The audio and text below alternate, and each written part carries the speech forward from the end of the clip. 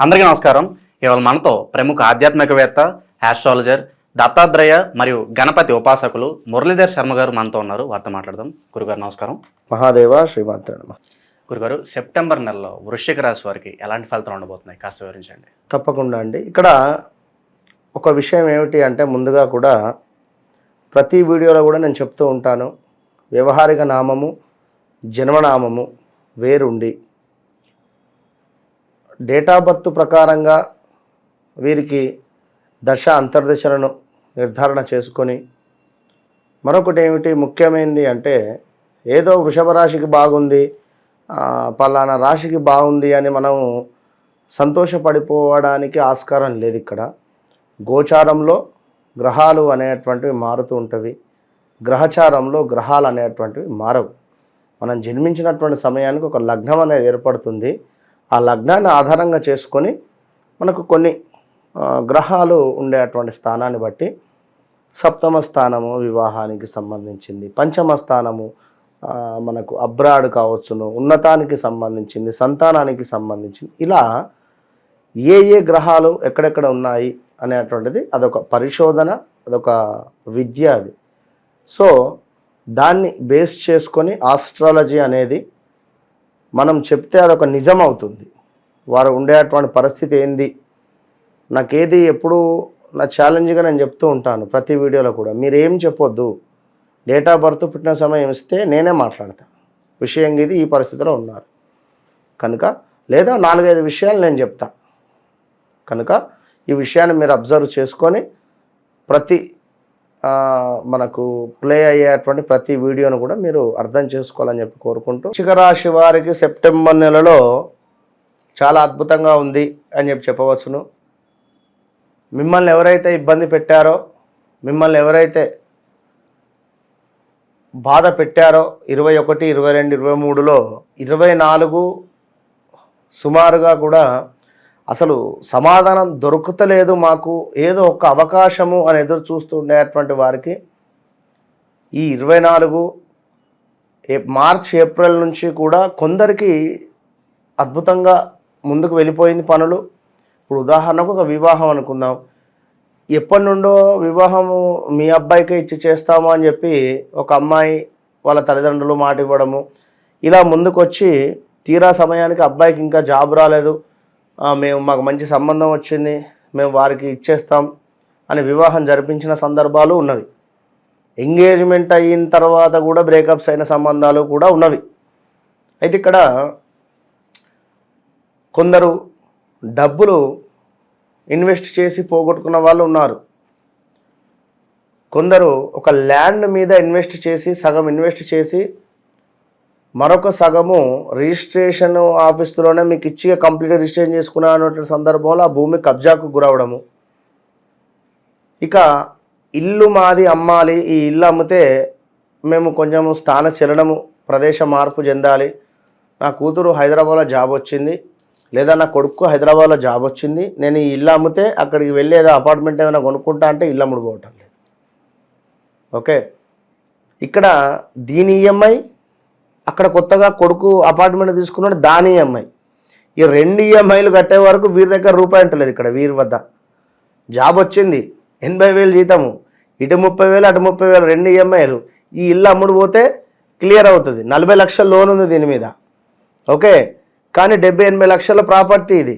వచ్చినటువంటి వారు ఆ ఇంటి ఈఎంఐ అది క్లియర్ చేసుకొని వీరి పేరు మీద మళ్ళీ చేసుకుంటారు, ఏందనేది ఉండాలి, అది ముందుకు పోవటం లేదు. ఇలాంటి సిచ్యువేషన్స్ ఘోరంగా ఉన్నవి ఈ యొక్క వృశ్చిక రాశి వారికి.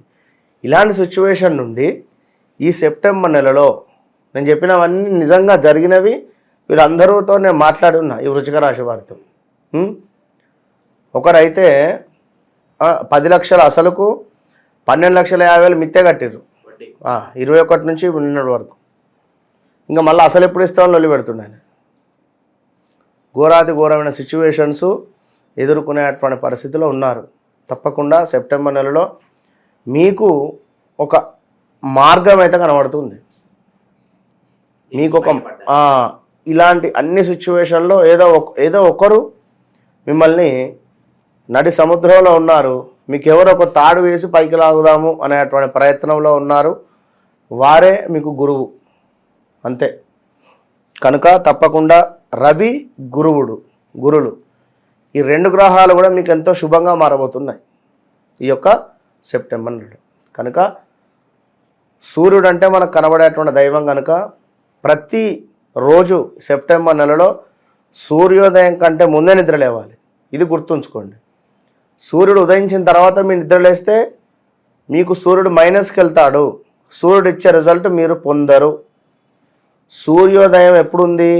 దానికంటే ముందు నిద్ర లేచి సూర్యోదయం వరకు స్నానం చేసి ఇంట్లో దీపారాధన చేయండి. లేకుండా ఖాళీ బయట కుర్చీ వేసుకొని కూర్చోండి, పళ్ళు కడుక్కొని. ఆదిత్య హృదయం ఫోన్లో కానీ చదువుతూ కానీ వినండి.